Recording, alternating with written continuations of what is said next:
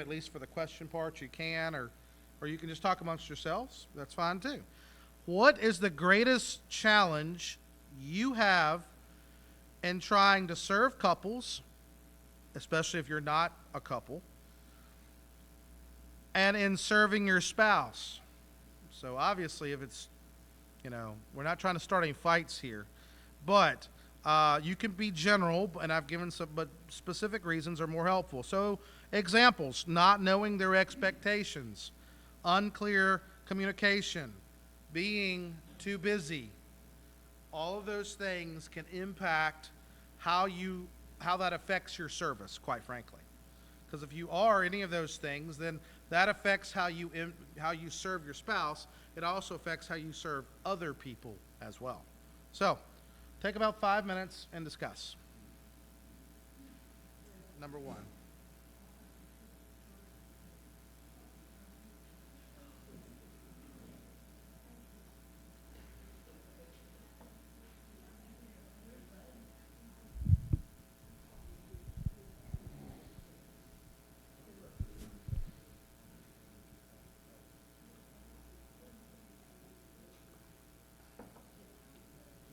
Oh, you're good? Okay.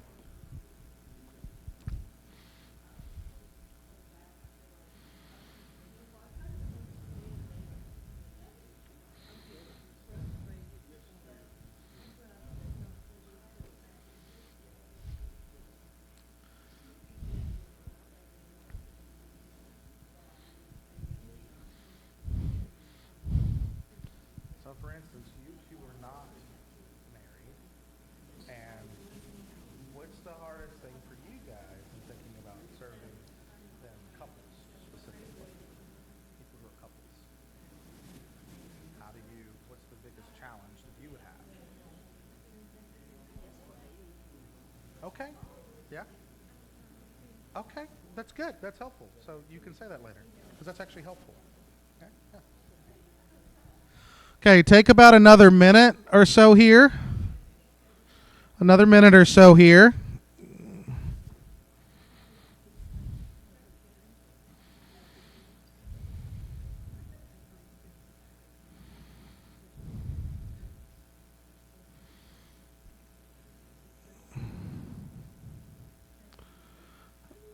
Okay. All right. Let's go ahead, and I've already warned her that she's going to have to say something. So, Elizabeth, what is, you and Ansley are both unmarried, okay? What's one of your biggest struggles with trying to figure out how to serve couples? Okay, not able to relate. Okay, and Elizabeth has grown up in a culture, and so has Ansley, where you don't have to. Number one, they had COVID when they were forced home for several years. I mean, right? Number two, and that was part of when they were younger, right? That's part of their maturation process, part of their development. Number two, they've grown up in a very, very digital age where if you don't like something, just go to a different YouTube channel. You don't have to watch anything you don't want to watch. It used to be like if you don't like anything on television, you cut off the television and you just went outside. That's not true anymore. I mean, you can still do that, but there's literally a billion things out there. You will find something that works for you or that you find interesting, right? So it's very different, especially when you're trying to relate to a younger age and understanding that they are influenced by things that, quite frankly, most of you growing up were not. The majority of you were influenced mostly by your culture, by family, by what you saw on television, by your friends. You were not necessarily influenced by some influencer in California on the other side of the country. Right? I mean, you weren't. But younger generations, not only on the other side of the country, but the other side of the world, can be influenced by things now. So that's very different, especially when you're trying to figure out how do I then relate to couples. Okay? All right, what else? Couples or spouses. I heard you guys had some good discussion up here. Okay? Unclear communication. Unclear communication. It, yes, yes, yes. That's right. Especially when you have Bluetooth earphones that connect to social media, you don't have to listen if you don't want to. Right? I mean, like it. Not you can't if you can't hear something, you can't understand something. Right? In general, that's how most of us operate. That makes things more difficult. Okay, good. Unclear communication. Others? Yes, go ahead.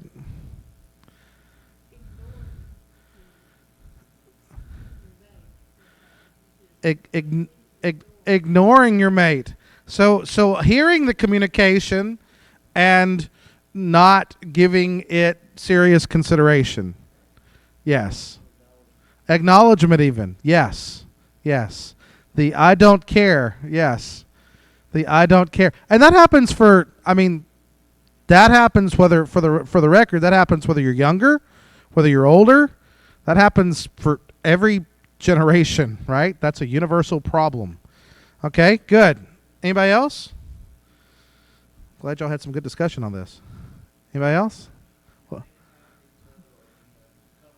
taking time. Okay. Yes. Okay, yeah, taking time for each other. So using the time you do have wisely, right? Taking the time that you do have and using it wisely, prioritizing things. Good, that's great. So I'm not going to do the reminder, but I do want to remind you that a wise understanding of bandwidth really does impact your relationships. So if you have a ton of time, okay, so obviously everybody here is in different parts of their life, right? If you are in the retirement part of life, then you hear your spouse probably quite often. Okay, if you can hear well, if you can actually hear well, then yes, you can hear your spouse pretty well. So the idea of burnout might not exist as much, though maybe it does sometimes. Maybe you're burned out on listening to only them. Who knows? I mean, you might not be that honest about it, but you might be. But these are some of the challenges that you will struggle with at every different stage of life. So finding the time to connect, and what Elizabeth said was important, finding ways to relate. Elizabeth, you are 18, 19 now? 19 years old. Okay.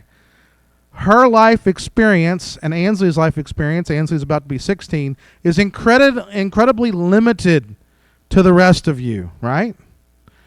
So, in that sense, they're not going to know how to do that as well. Now, what's hilarious is older people think that they're not able to relate to younger people because they have said, why do they want to hang out with me? Because I don't have their energy, and I don't like the same things, so therefore, I'm not going to connect with them. That is a lie from the pit of hell. And yes, I've recorded it on here, so now it's going to be all over the internet. But it is. It's a lie. Younger people do want to connect with you. Sometimes it just means you have to use that experience and use that time to actually find out ways to do it well. That's the thing. You have to be creative. Never stop being creative. By the way, love looks like creativity.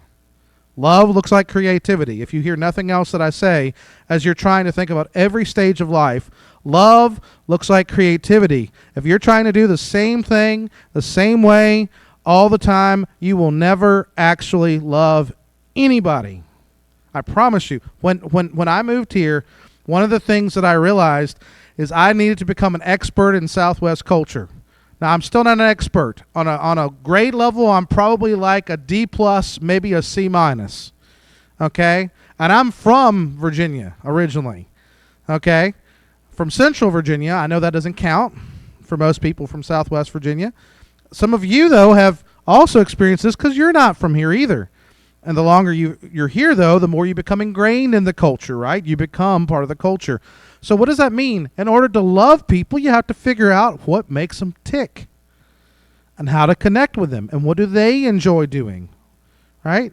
So, and sometimes you can do that with them and sometimes you can't. I am never going to be great at surfing. You do not want to see me attempt to even surf. Boogie boarding is, I might try it. But, like, don't ask me to surf.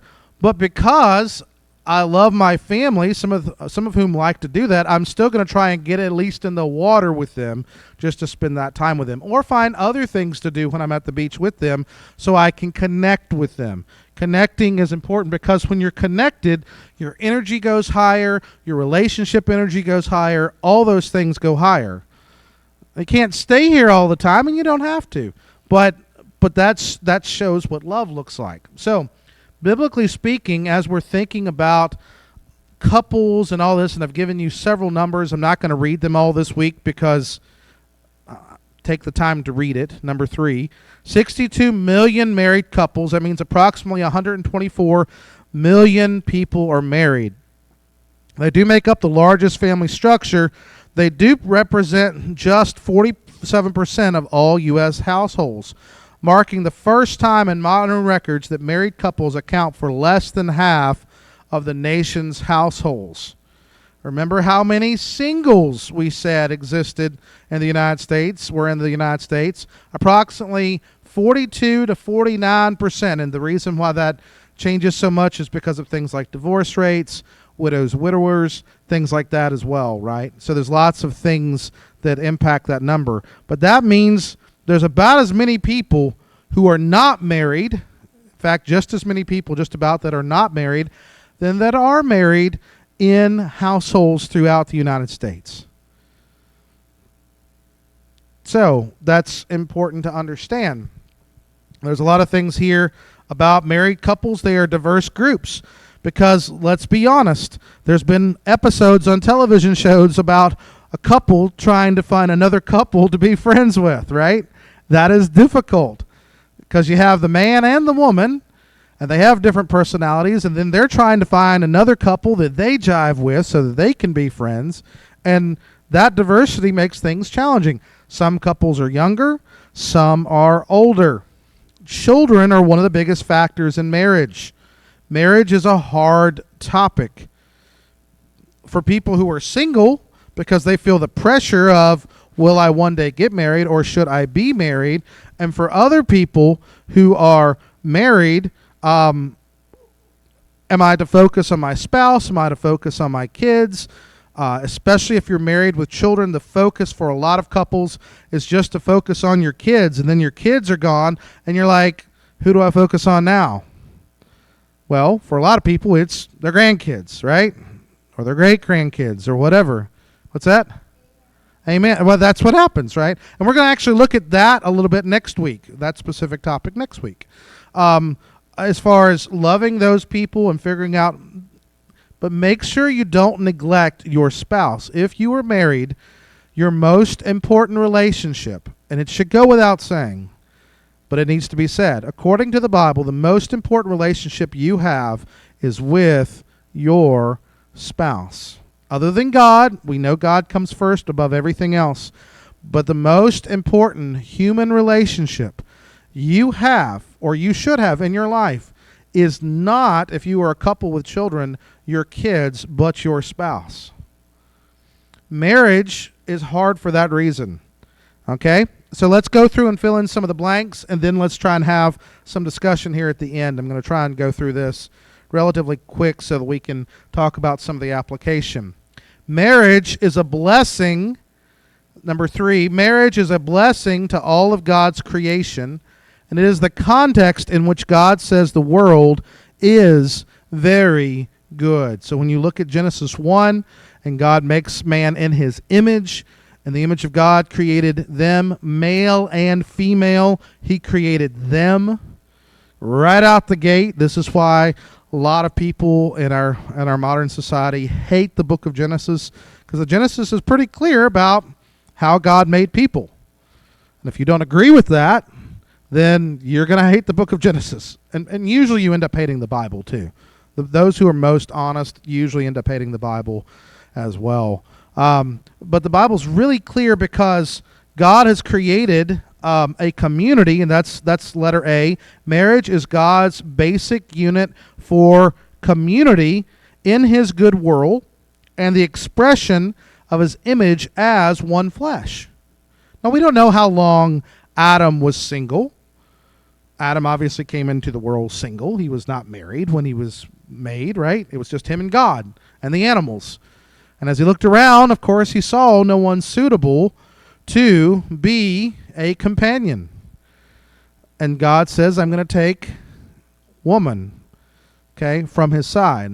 It's really interesting. Ish and Isha. The Hebrew words sound really similar, just like man and woman don't sound the same in our language, but for them, Ish and Isha sounds really similar as far as Hebrew is concerned. It goes to show that women really are part of man in that sense. It's also why headship is not as weird, especially in a ancient Jewish culture.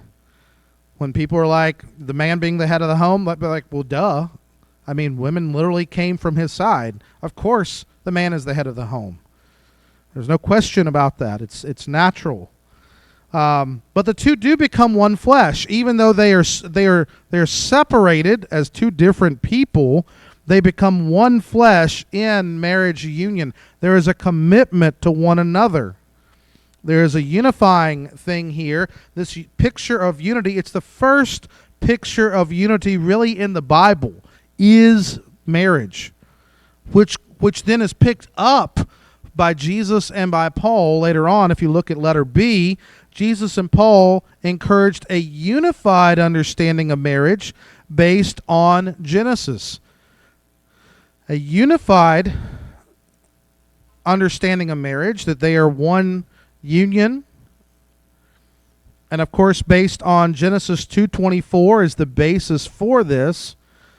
And he does this, and I have the text there, Matthew 19, 5 through 6, Mark 10, 7 through 8, Ephesians 5, 31 and 32.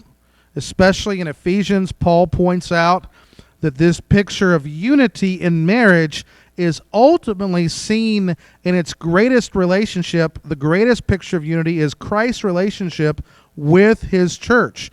God's relationship with his people is something that's unpacked from Genesis all the way to Revelation. God being married, betrothed, connected to a people.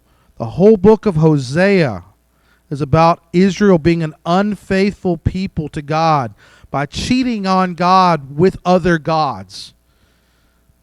And Hosea is pursuing his wife Gomer, the prostitute, basically.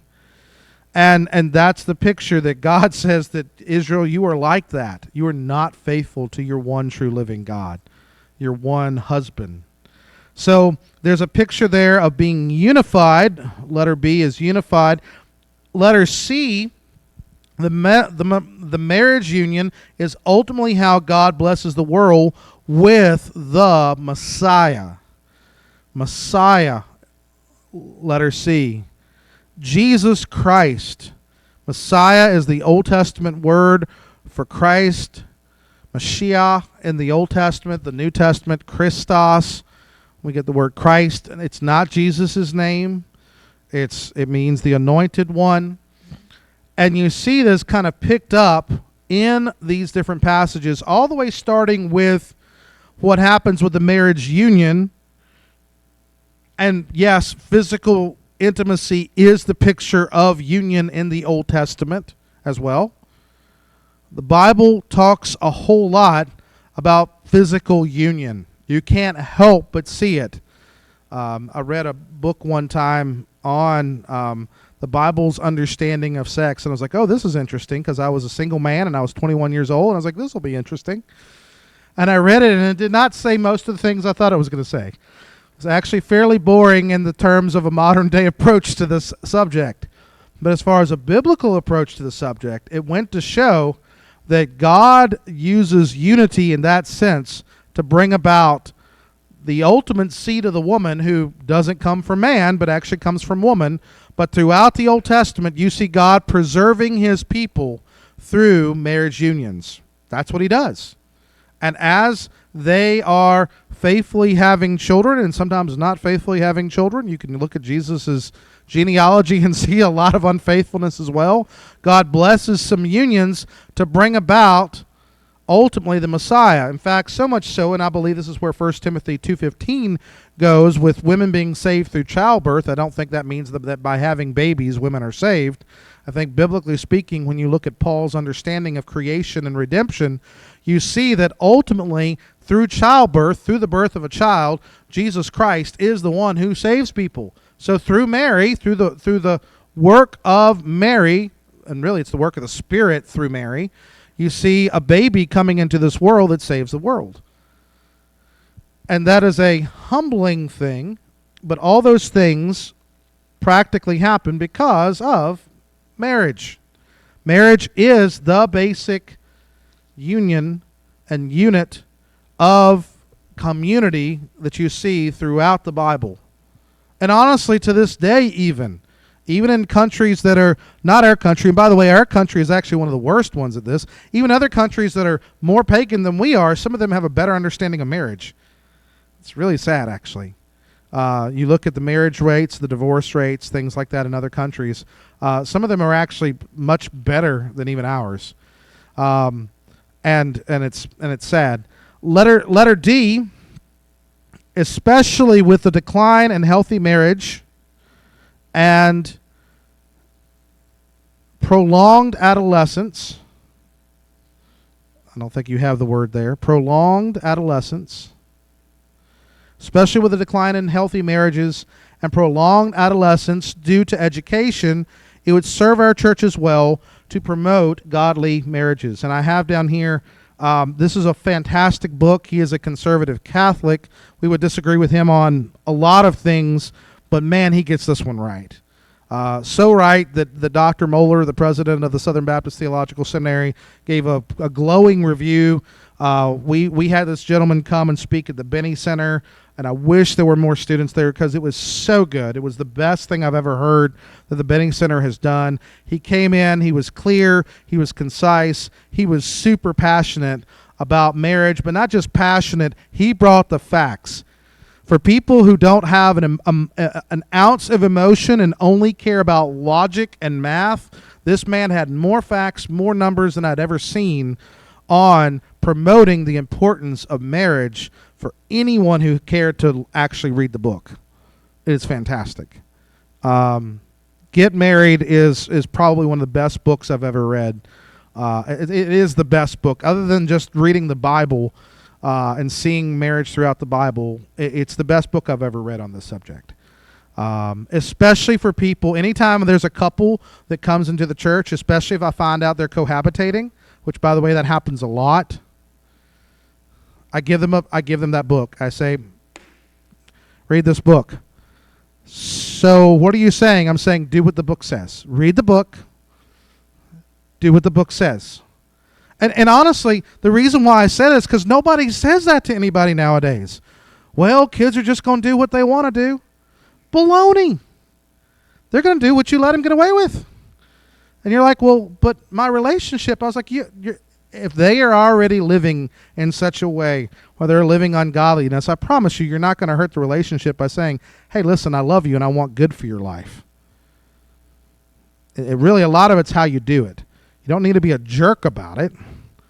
That might be the sin you need to work on. But you do need to promote godliness and say, listen, getting married is good for your life. It really will encourage you. It really will encourage that young woman. It will encourage that young man. Don't pretend like everything else in the world is more important than marriage. I promise you, it's not. We have done a fantastic job, and I say we because I'm part of this culture too, of saying get educated, get educated, get educated, get educated, get educated, mainly so you can have a good job. So yes, you can provide for your family, at least that's what we always say, but we very seldom say get married. Now some people probably need a little bit more wisdom before they get married because they relationally, they just struggle. Other people, we talked about the importance of singleness, and there is a place for singleness. We need to encourage people that singleness is a good place to be.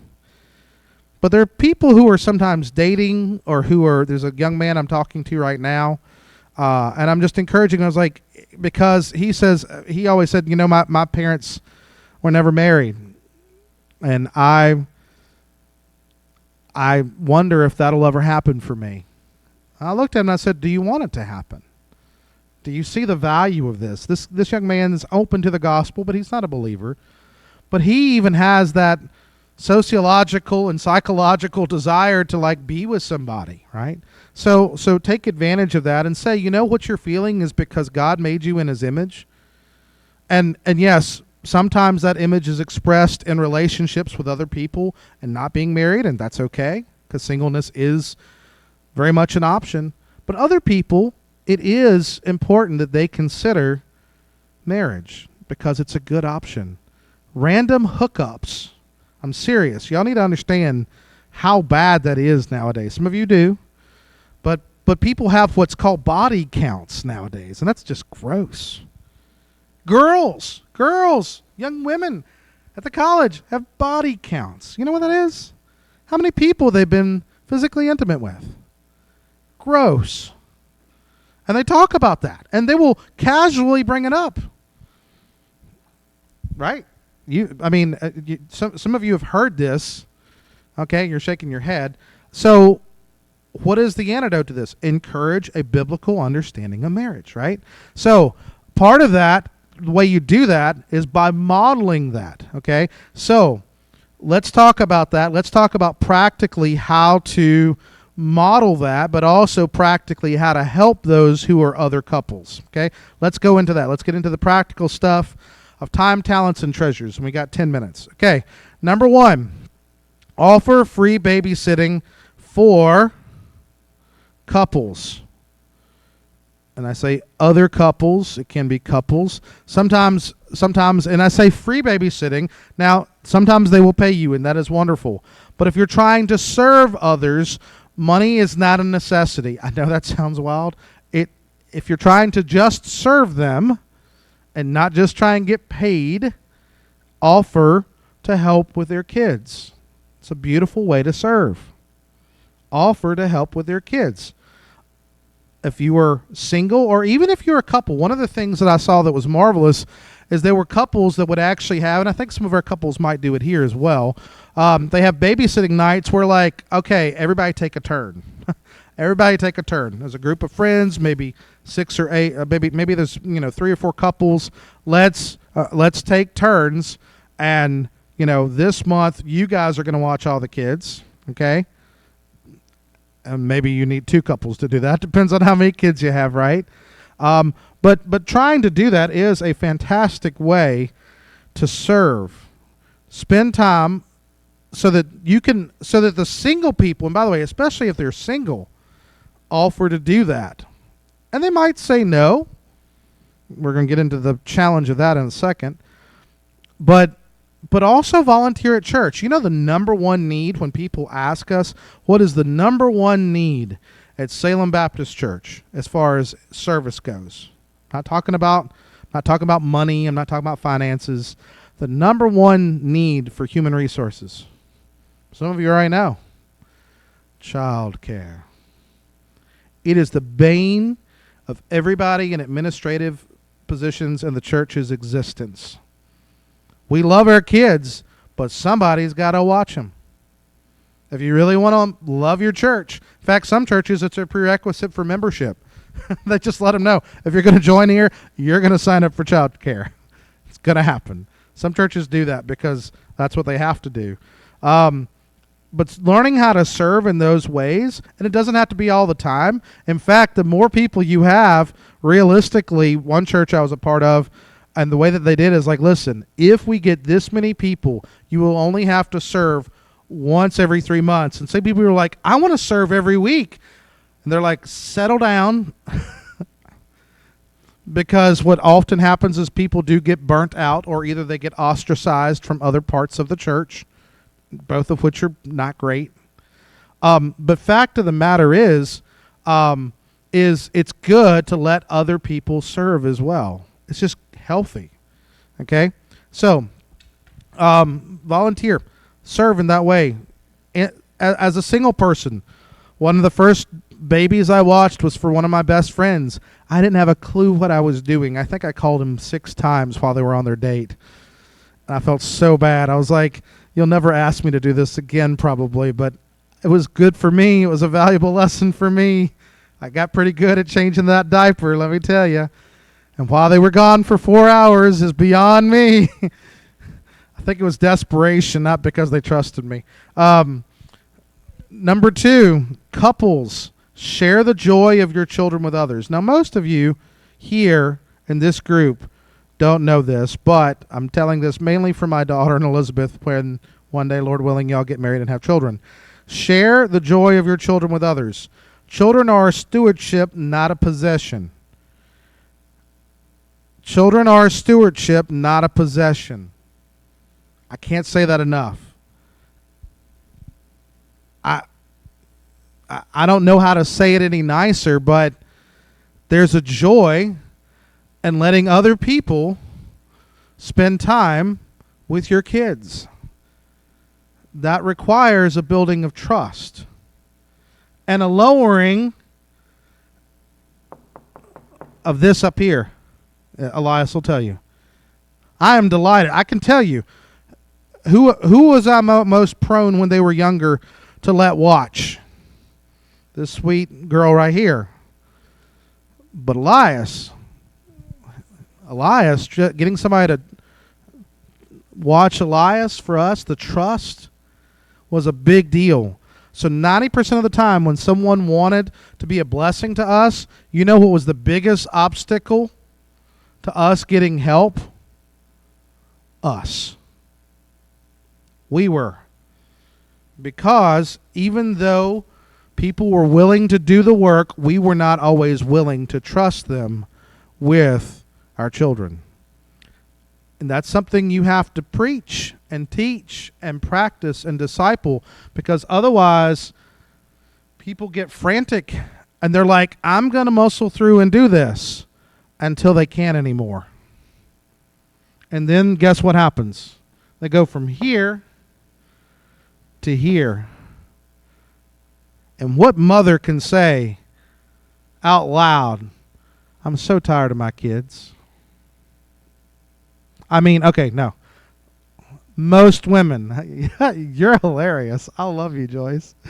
Okay. But what young mother in a Christian church, in a church that's worth its salt, can say, I'm tired of my children? Very few. And you know what we have to start encouraging them to do? Share the joy of their children with others. It's really important. Tell them that before they start having them, if you can. If they already have that, be like, you need to calm down. And some of you can. Some of you have a way of doing that. Some of you are scary enough to do that, where you're just like, give us the child. And then, number 3, go on dates with your spouse. But my baby, let me have your baby. Go. I'm not saying go so that you can make 16 more, but go on a date with your spouse. Best thing you can do, whether you're older, younger, middle-aged, best thing you can do on a regular basis is go on a date with your spouse. And I don't mean just stay at home in front of the television, though that's pretty magical and does this sometimes for me too. The older I get, the more I love falling asleep on my couch watching a movie. I don't even care how it ends. I don't even care what the movie is half the time. But I will tell you this, going out with my spouse and trying not to talk about the kids, because that's the other thing. We talk about work, talk about kids. Stress relief is not achieved when you're only talking about work and the kids. Talk about each other. How are you doing? How's your relationship with Jesus? Ladies, you can always say, do you like spending time with me? Yes, of course I do. Okay, well, why? Yeah, make him think. It's all right. Gentlemen, say the same thing to her. Do you like spending time with me? It's okay. Talk about your relationship. Yes, ma'am. Yes. Fridays is date night. That's a good man. Good job. Good job, brother. And seriously, I would love to make that type of thing a goal regularly because it's a good investment, right? Your wife, I mean, this is important, gentlemen. Your wife is the most precious investment you have in the world. It's It's not your children. Your children are awesome. Love the children. I mean, there's nothing that I love more than my kids, other than as far as prioritizing things. I'm supposed to prioritize my wife above everything else other than Jesus. It's my wife. You have a pass to tell everybody else no, according to the Bible, because you made a covenant with that person. You have a pass. It's okay. And encourage others the same way. Encourage these spouses. You're like, well, if I don't have a spouse, I'm not in that situation, what can I do? Encourage others to do these things when you have opportunities. Pray that they would do these things. You're like, well, I can't, if I'm not a spouse, I'm not in the situation. You're right. But you can pray for those who are. And by the way, those spouses need your prayers. I love it when people tell me that they're praying for me and my family. But my goodness, other couples in this church also need your prayers. Right? We're going to go a little bit over because Kevin's not done anyway. All right. I love you, Kevin. All right. Number 4, obey the Bible in your interactions with your spouse. I know that this is really groundbreaking wisdom here. Okay? Obey the Bible in your interactions with your spouse. These are some of the things that the Bible tells us to do. Tell cultural expectations that are unbiblical to go back to hell where they came from. I don't care if it's been a part of generations of whatever, and we laugh about these things. Stop getting mad and frustrated at your spouse and love them and help them fight their sin. Because that's really what they need. They really need you to help them fight their sin. Confess your sin to each other. Ask for God's grace to grow your marriage together in prayer. Confessing your sin to your spouse, I promise you, should be a regular part of your life. Not because they're your priest. We only have one priest, and that's Jesus Christ. But because on this world, they are the person that you will have that's closest to you. And by the way, if you're not married, I encourage you to find someone that you can share that with as well. Like, hey, I'm struggling with this. With a family member or a friend or someone that's beloved to you. Find somebody and say, hey, this is what I'm struggling with. Come talk to me. I'm happy to talk to you about that. Come talk to Pastor Kevin or to the elders. Talk to others as well. So, before we close, I hope some of this is helpful to think through. And again, we're not done. We got a few more weeks. Any other questions or things you'd like to talk more about, especially in the weeks to come? Anything I hope some of this has been helpful. Other things in your own marriage that you have seen, some of you, that have been helpful and you're serving others?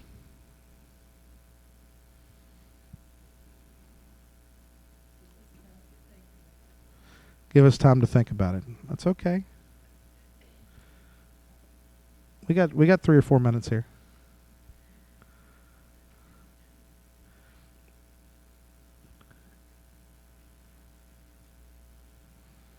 I do like the date thing. Now the date thing, especially when you're working full time, did y'all do that when y'all were working full time? See, okay, there you go. That was a pattern y'all set. So that's why you still do it, right? Because you've always done it. Yeah. That's a good pattern to set. Was that always easy? Nothing's always easy. I agree. Yeah. And the date doesn't have to be expensive, does it? Doesn't have to be expensive. That's right. Hey, I do private counseling later on, Monday through Friday. All right. Well, thank you. All right. Thank y'all for your time. Let's pray and we'll dismiss. Father, thank you for our time. Thank you for the couples you've put in our lives that have influenced us. Couples that are family, couples that are not. Just godly couples that we've even maybe seen in the church. Lord, use us to be a blessing to our spouses, but also to other couples. Lord, help us not to be afraid to connect with them, especially if we have Christ in common. That's the most important thing. Lord, help us to love and be creative in how we love, that we might be energized for ministry, energized for service, to bring you glory and to bring good to your people. In Christ's name, amen.